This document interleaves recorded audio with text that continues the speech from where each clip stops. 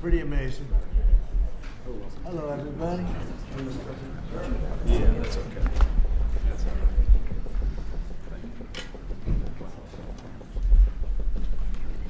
Thank you very much.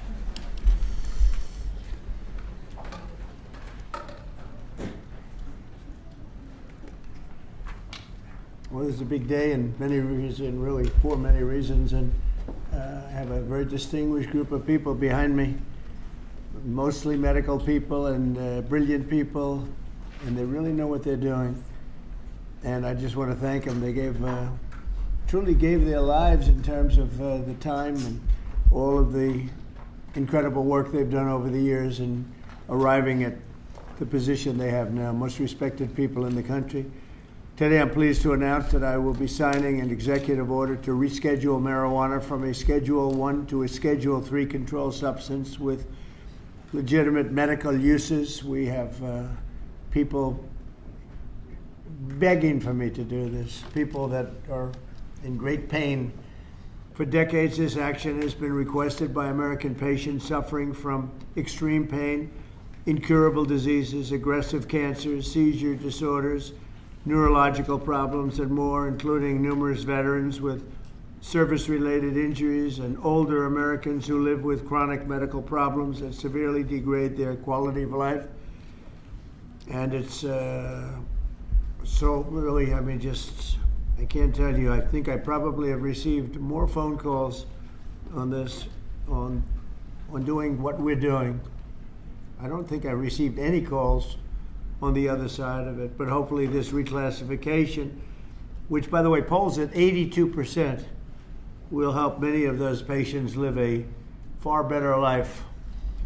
We're joined today by Secretary Robert F. Kennedy Jr., who's doing a fantastic job, Administrator of Centers for Medicare and Medicaid Services, Dr. Mehmet Oz, the FDA Commissioner, Dr. Marty McCary, Director of the National Institutes of Health, Dr. Jay Bhattacharya, and the Director of the National Institute on Drug Abuse, Dr. Nora Valkow, as well as Dr. Ilana Braun from the Dana-Farber Cancer Institute, Duke University's Dr. David Casseret, the National Commander of the American Legion, Dan Wiley, and my friend Howard Kessler. Howard, how are you feeling? I'm telling you, he looks better than he did 20 years ago. But I don't want to go through what you went through to get there, right? But it looks like you're doing great. I'm proud of you. I want to emphasize that the order I am about to sign is not the legalization, or it doesn't legalize marijuana in any way, shape, or form, and in no way sanctions its use as a recreational drug. It has nothing to do with it.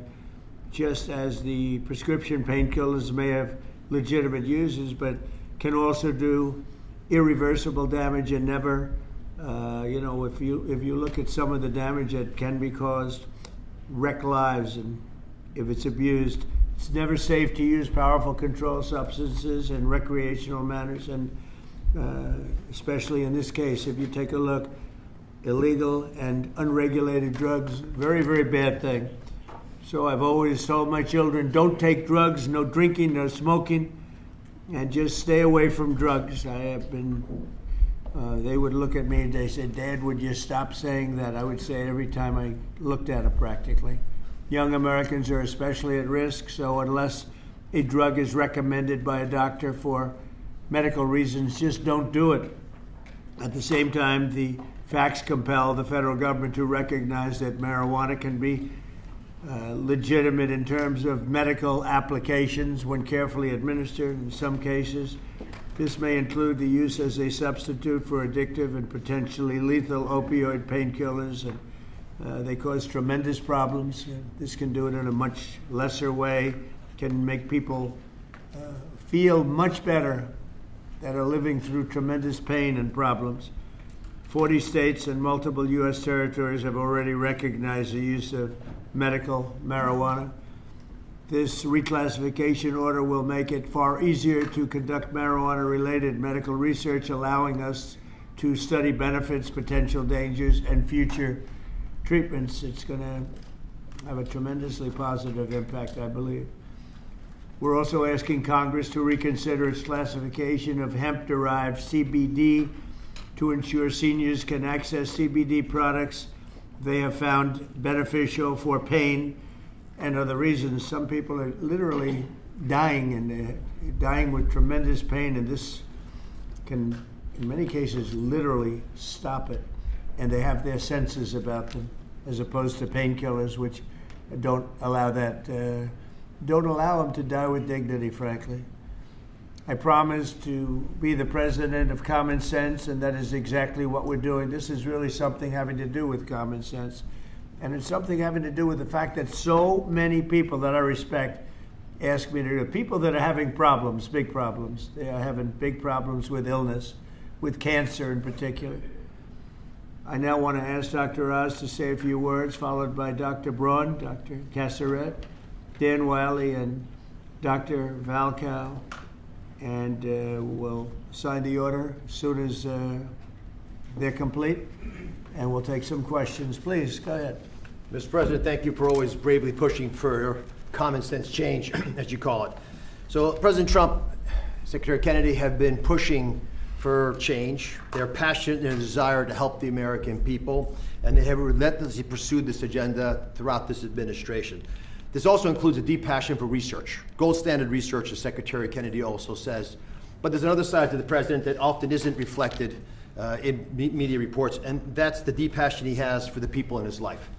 And he has called me frequently about the people who are calling him, as he alluded to, who are saying that they've got problems and they got relief from some of the solutions we're talking about today. Howard Kessler, who's standing behind me here, who's a mutual friend of ours, was an early caller of the president. Many others have ever reached out as well.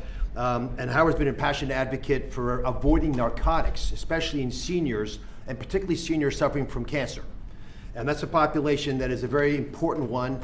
And it's a sympathetic population that's desirous of trying new ways besides some of the conventional approaches that have been tested by pharmaceutical companies but have untoward side effects. At the beginning of the year, one of the first things the president told me, he doesn't actually tell you, he demanded from me, that my agency, CMS... Nobody demands from him. No. Nobody. You have to know him. That's right. Go ahead. Use the whole tools at his wherewithal to find a better way to help seniors. A passion for a population that has gotten left behind with these discussions. I promised that we would find an answer, even though it had not been done before, and today we are delivering on that promise. Today, our Innovation Center at CMS is announcing a new model and additional actions to give seniors access to cannabinoids. These are CBDs. They're non-addictive, which many are already using to manage pain. There's some clinical evidence that's showing that CBDs provide relief from common conditions that affect Americans, including cancer symptoms and chronic pain and a slew of other problems that affect disproportionately seniors and our veterans. And 6 in 10 people who use the CBDs report that they improve their pain. I think all of those people are calling the president, judged on the number of calls in support of what we're doing today. And sometimes these decisions are difficult, and there's a reason this hasn't happened before, and there's a reason, Mr. President, that every president before you has whiffed on this issue. It's tough. And I know there's going to be a lot of discussion about it. That's why we're so passionate about making it clear that this patchwork that we're working within now, the laws and regulations, they're leaving patients and doctors without adequate guidance on the safeguards of how to use these products, even though they're still being used. At Medicare, we cover 68 million Americans, including people under the age of 65. And they did not have a way of providing these treatments until today. With the president's insistence, that's all changes. The Innovation Center models are going to allow millions of Americans on Medicare to become eligible to receive CBD as early as April of next year, and at no charge, if their doctors recommend them. Thanks to the hard work of the entire CMS team, especially Abe Sutton and Gita Dio at the Innovation Center, the accountable care organizations in this country working in Medicare will be able to provide these products, again, at no cost to patients. Medicare Advantage insurers, and we've been calling them, are also agreeing to consider CBD to be used for the 34 million Americans that they cover.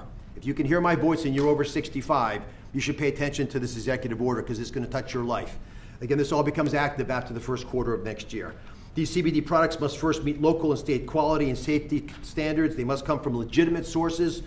They must abide by other regulations of those states. With these boxes checked, patients can be eligible for up to $500 of hemp-derived products each year. This is the first government-led testing of quality and outcomes for patients across different conditions, and it delivers on the need for more data collection and research into hemp usage. CMS is going to collect data, that's our job, on the patients that are being given these products by their physicians. And in accordance with all the privacy and security regulations, we're going to analyze that data. We're going to make it publicly available to everybody to be able to analyze with us. If it shows promise, we will expand access to these products to even more conditions amongst Medicare and Medicaid beneficiaries. I want to thank not just the Secretary, but Marty McCary. We want a lot of companies who are doing this research that approach the FDA for formal approval. That is the right way to move forward. And Jay Bhattacharya, who's hiding in the back, he rarely hides, but Jay runs NIH, and he's agreed to support initiatives to study the data that we're collecting. Howard Kester, God bless you for being a pain in our sides. Mr. President, he's promised to stop calling you. But on this issue, he'll call you on other issues. And I thank you again from the bottom of my heart for taking a difficult stance. Thank you very much. Okay. Mr. President, members of the Cabinet, thank you so much for the opportunity to be here and for your leadership in rescheduling cannabis from Schedule 1 to Schedule 3. This decision will accelerate scientific research and expand what can responsibly be studied. I'm a cancer psychiatrist and medical cannabis researcher at the Dana-Farber Cancer Institute. Over the past decade, federal investment in research has helped transform cancer care. People are living longer than ever before. But cancer care is not only about treating the tumor, it's also about addressing the anxiety, the fear, the stress that can come with a diagnosis, symptoms that can interfere with treatment and make recovery much more difficult. Many medications we use for acute anxiety carry significant risks, particularly in the older adults. That's why we're studying specific natural compounds found in cannabis, including the non-addictive cannabidiol, to understand whether they can safely and effectively help manage anxiety during cancer treatment. Rescheduling allows us to ask these questions rigorously about dosing, about safety, and who may benefit most. This research reflects the best of federal investment, helping people not only live longer, but live better. Thank you, Mr. President, for supporting careful, science-based research that puts patients first. Thank you. Thank you, Doug. That's beautiful. Thank you. I'll add my vote of thanks, Mr. President. I never really thought this day would come. I met a patient about 20 years ago, a retired professor named Elizabeth, who came to my clinic. She was dying of pancreatic cancer, and she asked me then whether cannabis might help her. And I said no, because that's what I learned in medical school. She reached into her briefcase, took out a 3-inch tall stack of articles, put them down on my desk, and said, "Really, doctor? You should read these. You might learn something." And I did read those articles, every single one, and found a bunch more. And I did learn something. I learned that there actually is some medical benefit to cannabis that I had not anticipated, never heard about in medical school. Second, I learned that there was a lot we don't know. And third, I learned it's really, really, really difficult to do high-quality randomized control trials of a substance that's federally illegal. This rescheduling has the potential to change all of that and to rewrite the way that we do research related to cannabis in the United States in 3 ways. First of all, it'll democratize the research process so that all academic institutions can participate in research, not just elite academic medical centers. Number 2, it'll give patients and researchers access to highly refined, reliable sources of cannabis rather than relying on 1 or 2 sources around the country. And last but not least, it'll let us do the sorts of large-scale randomized controlled trials that we do in oncology and cardiology. Not dozens of patients, but hundreds or thousands of patients. That's how we learn, that's how we produce valuable knowledge that's useful in guiding treatment decisions. Mr. President, without you, this never would have been possible, and my patients and I and all of our families are grateful. Thank you. Thank you, Doctor, very much. Thank you very much. Mr. President, I am Dan Wiley, National Commander of the American Legion, representing 1.5 million veterans. We are the largest veterans organization. We have 2.5 million members of our American Legion family. And I want to start by thanking you for your leadership on this issue. This issue is extremely important to the American Legion, and I want to thank you on behalf of the veterans who are going to benefit from potentially the research regarding this issue. Also want to thank you for your VA Secretary, Secretary Collins. and his work on difficult veterans issues with us this past year. The VA has worked with us on our Be the One mission, which is a mission to fight the epidemic of veteran suicide. Veterans are disproportionately affected by conditions such as PTSD, TBI, depression, and chronic pain.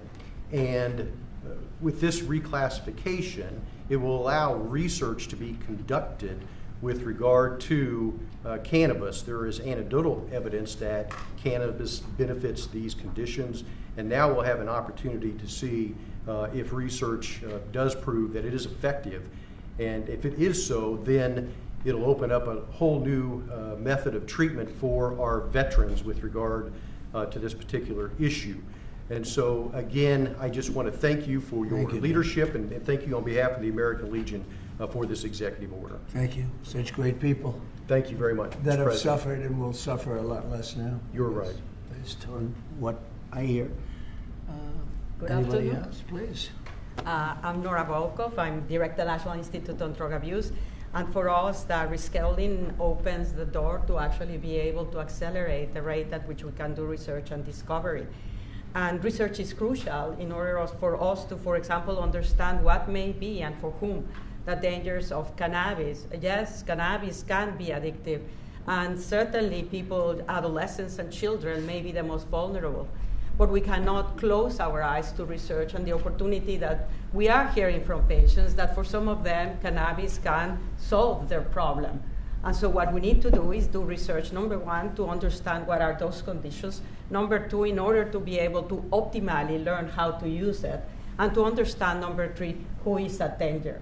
And it is knowledge that will allow us to optimally take the benefits that may be behind cannabis, as research shows, but on the other hand, also enable us better to do prevention interventions to protect those that are most vulnerable.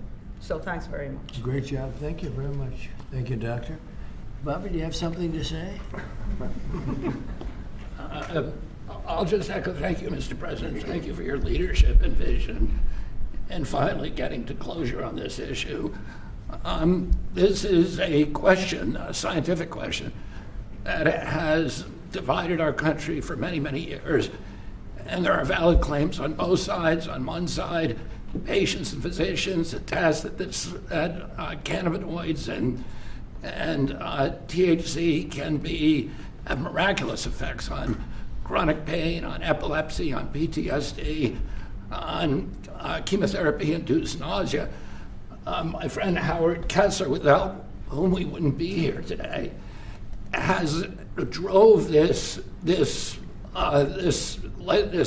change in the schedule, and he did it because of his own experience in mitigating the impacts of chemotherapy. He has nothing to gain from this. He just saw something that worked for him, that worked for thousands of other Americans, and he wants to make it available to them.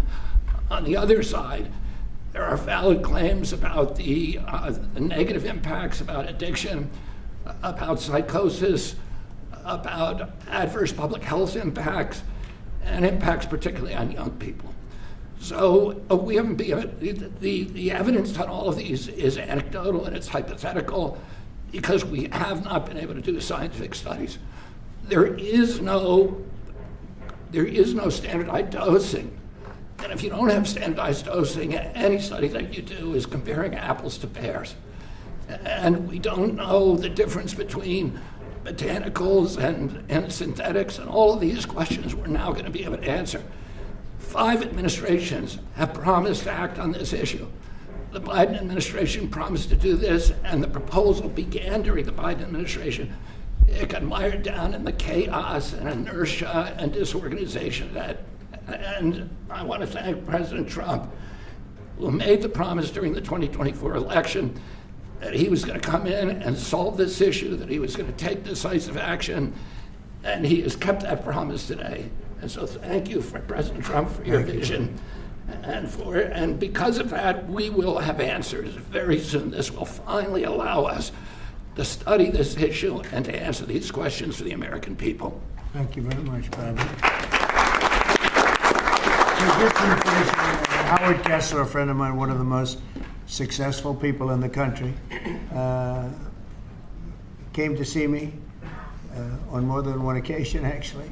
And he had some real difficulty about 3.5, 4 years ago. And he went through hell. And during his going through hell, he probably sampled everything you can sample when you're going through that, Howard. Sure. And he came to me and said, there's been nothing like this, and we're going to have to take a good, strong look at it, and that's what he asked me to do. And others have likewise said that, many others. I mean, you know, again, it's, I've never been inundated by so many people as I have about this particular reclassification. And I don't know that you have anything to say, Howard. If you'd like, you could say whatever you I like. just want to help the people 65 and over and make a difference in their lives. And we have machines and talent that could do it, not in 8-year clinical trials, but in a year. And we're going to prove that may change the world, really, in healthcare. So thank you, Mr. President. And I'm far younger than 65, so this does not pertain to me. Thank you. I don't want it, okay? I'm not going to be taking it, but a lot of people do want it. A lot of people need it, and thank you, Howard, for I appreciate it. really opening a lot of eyes. Okay, we'll sign it. We'll take some questions from the press. You can ask the doctor some questions, and it's an honor to do this.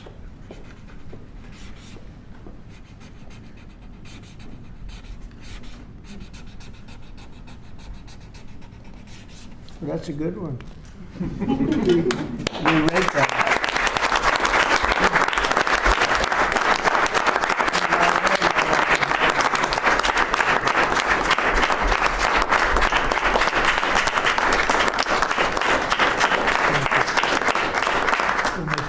Thank you. Thank you very much, everybody. Any questions, please? Mr. President, Yes. a health-related question on your health care plan. You've said you want to make direct payments to Americans, but these Obamacare subsidies are expiring now in a matter of just a few days. More than 20 million Americans are now bracing for their premiums to skyrocket. Are you going to let this happen, or will you intervene? Yeah, they will skyrocket because it was never any good. I'd like to see the money that is going to the insurance companies by the hundreds of billions of dollars. You know, their stocks are up 1,400%, 1,800%, and 1,624%. Their stocks are up through the roof over a fairly short period of time because they're getting vast amounts of money. I want that money to go to the people directly and let the people buy their own health care. And they'll get much better health care than they get with the Unaffordable Care Act, as it's known by a lot of people. It is virtually unaffordable for people. It's a bad thing. We can have a great thing.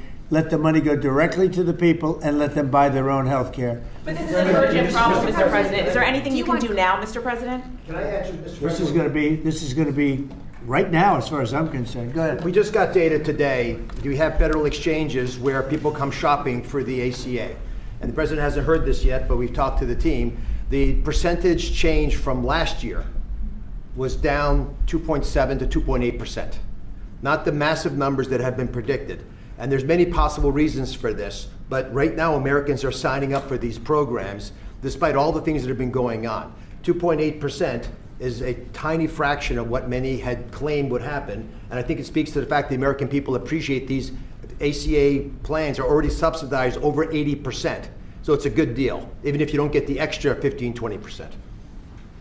It's a great solution to much better health care at a much lower cost. Yeah, please. But do you want Congress to extend these ACA subsidies? Well, I'd like not to be able to do it. I'd like to get right into this, and I'd ask Oz this question in particular, but I'd like to see us get right into this. I don't know why we have to extend. This could be done rapidly if the Democrats would come along. We have a problem. The insurance companies own the Democrat Party. They own it. And the Democrats having a hard time. They give a lot of money to the Democrats. Very little money to Republicans, by the way. A lot of money to Democrats. And they're going to have to decide, do they want to do the right thing, or do they want to be beholden to the insurance companies? They're making a fortune. I want the money to go to the people. Go ahead, Oz. How would you say that? I agree with the president. We have some ideas out there. Congress is working through some concepts. I just want to emphasize that the ACAs are not imploding based on the data we just received from the federal marketplace. This can go very quickly, actually. Yes, please. Mr. President, can I ask you, clarify something for me on the Federal Reserve? How many people are you interviewing for the Fed chairman, and what did you think of Chris Waller? I think he's great. I mean, he's been a man who's been there a long time, somebody that I was very involved with in the sense of his career, and he's a fantastic man. I met him yesterday, again. So how many people are you looking at? We're talking to 3 or 4. I think every one of them would be a good choice, honestly. Michelle Bowman? We'll be making a decision pretty Is quick. Michelle Bowman on that list too? Are you going to interview her? She's fantastic. She's a fantastic person. Thank you, Mr. President. Some GOP lawmakers have written to you in recent days saying they're concerned this executive order could normalize drug use for youth. How would you respond to them? You think about this particular today? Well, I think I'd let one of the doctors respond to it because they can do it a lot better than me. But I can only tell you that when you see polls of 82% of the people want this, when I have friends that are really, really sick and they've gone through, I guess you could say, unfortunately, I don't want to become too involved in it because I don't want it happening. But these are people that really know what's going on. It's very smart people. This is one of the most successful people in the country and a very brilliant guy. And when they go through this horrible ordeal of cancer or other things, and they realize that this is something that makes them feel better without all of the side effects of some of the drugs where you're just totally knocked out and out of it.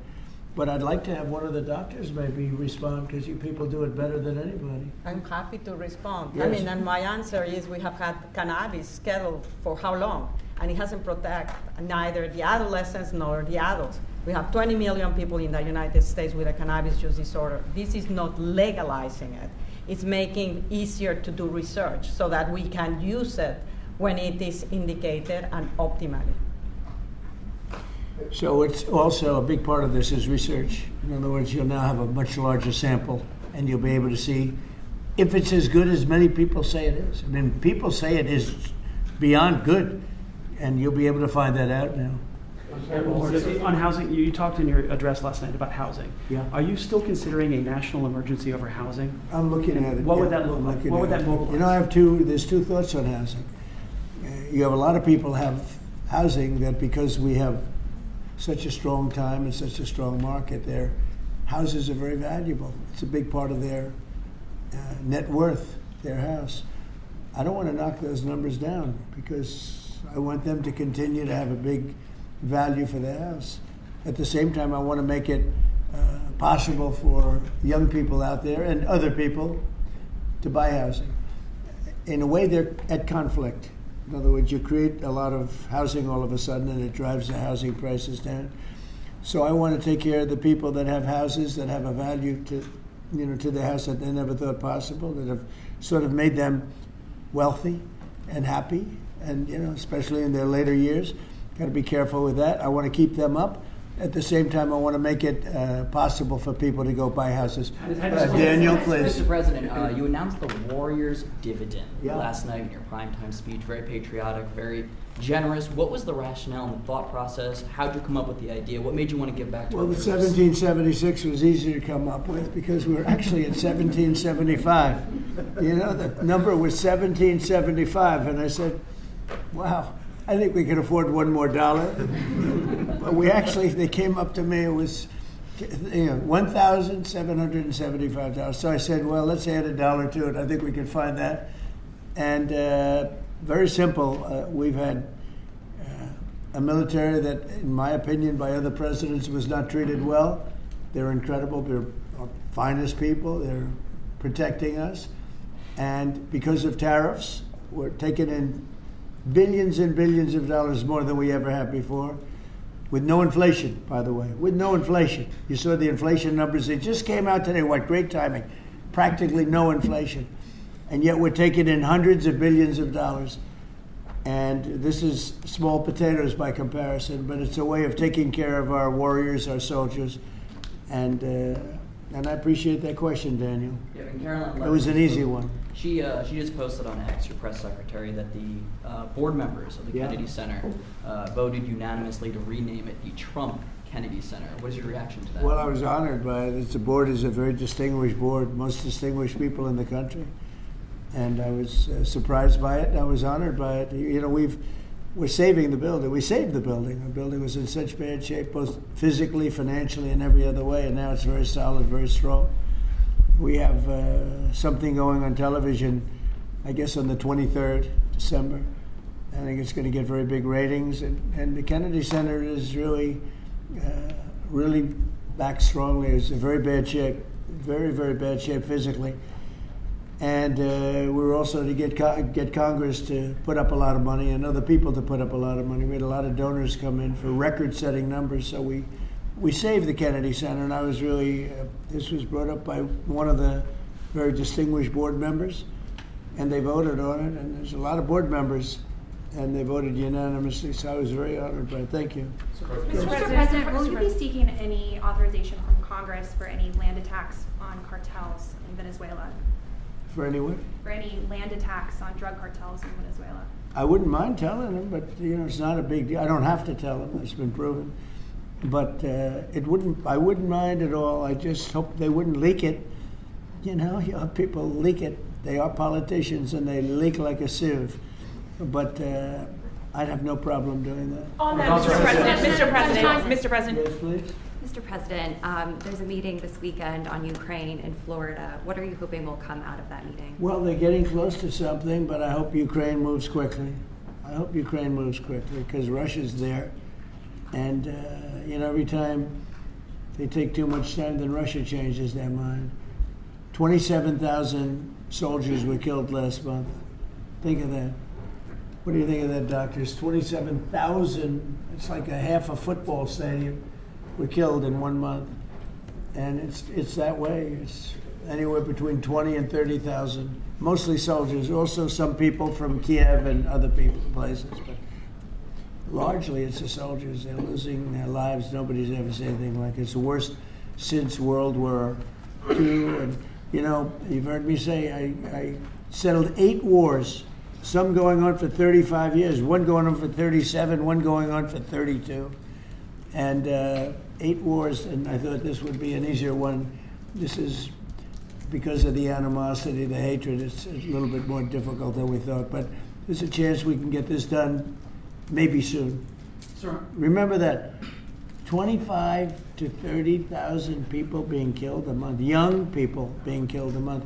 Steve, please. When do you expect to make your announcement about the new Fed chair, sir? Before the end of the year? What do you think? Over the next couple of weeks. I mean, I don't know before the end of the year, but pretty soon. And then the Rocky Mount, North Carolina tomorrow night. Tell us what your message is going to be there, sir. Say what? When you go to Rocky Mount, North Carolina tomorrow night, what's your message going to be? Well, it's not going to be that much different from what I did last night. I mean, we've had tremendous success. We're bringing prices down. We inherited a mess. And part of what we inherited was the worst inflation in 48 years. I say history, but we had the worst inflation. It drove prices up. And now we're bringing those prices down. But I'll be talking about that. I'll be talking about the fact that we secured the border, where literally nobody can come into our country illegally anymore. They came in from prisons and mental institutions and drug dealers and, a lot of bad people from all over the world. Venezuela emptied their prisons into our country. We had Tren de Aragua, which supposedly, the doctors don't know this, it's the meanest gang of them all. Okay, doctor? You don't have to know about it. You got other problems. But they let a lot of bad people in here. And so I think I'll be talking about that. I think I'll be talking about the tremendous success we have by sending the National Guard into various cities. D.C. is the ultimate example. People walk to work and they thank me all the time. People in the White House, they just walk to the White House from 10 blocks away. Before I came into office, they couldn't do that. They were getting badly hurt in many cases and beyond hurt, killed. So we were losing people. We were losing, on average, a person a week. Can you believe it? More. And now we haven't lost anybody in a long time. I consider the 2 people that got so badly hurt, the National Guard, that's a different city. That was terrorism. And probably terrorism, maybe terrorism, because they were unhappy with the tremendous success we've had, because they don't want to see this country be successful. But Washington, D.C. now is a safe, beautiful city where the restaurants are booming, the town is booming. People walk to the restaurants with their wife or their children and have a good time. We were losing all the restaurants. We were losing our life in this. We were just the whole heritage of Washington, D.C. was down the drain, and we brought it back. And now everybody's thrilled to be here. It's the hottest. It's a part of the hottest country anywhere in the world. We've become, in 10 months, the hottest country anywhere in the world. And I say it all the time, we were a dead country 1.5 years ago. Do you expect to meet Prime Minister Netanyahu while you're down in Palm Yeah, he would like to see me. We haven't set it up formally, but he'd like to see me. We've had great success. Peace in the Middle East, aside from everything else. We now have peace in the Middle East. Yeah, he'll probably come to see me in Florida. Egyptians as well? Are they I'd love to have him. El Sisi, he's a friend of mine. Yeah, I'd love to have him. Thank you very much, everybody. Thank you, Press. Let's go.